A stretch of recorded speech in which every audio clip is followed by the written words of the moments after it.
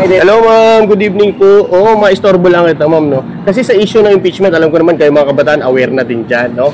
Kasi nga itong nangyari is tuluyang ibinasura o nilagay sa archive. So marami ang nagalit, marami ang pumuna, bakit daw ganun ang ginawa ng Senado. At ang panawagan nga ng iba is buwagin na lang ito. Para sa iyo, anong masabi mo rito? Dapat pa bang buwagin o manatili yung Senado? Okay lang naman natili yung Senado, yung mga senador yung papalitan. Kasi sa totoo lang, nung last time na bumoto ako, ilan lang yung pumasok dun sa lineup ko eh. Hulaan ko. Kiko, si Bam. Tama. Yes. Kasi sila yung mga maayos na naging project eh. And nakita ko dun sa lineup doon, parang naging popularity vote. Siyempre may isa dun na talagang tinaasan ko ng kilay at bayat lupa na naman yun. Ganun.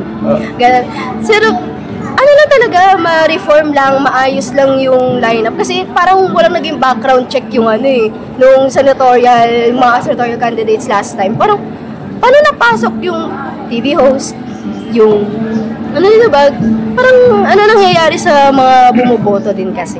So in short ma'am, dapat pumili tayo ng tamang mga senador na iboboto sa 2028. Tama, yung mga senador na boses ng bayan talaga. So hindi bubuwagin, dapat is I-reform. i-reform. Thank you ma'am.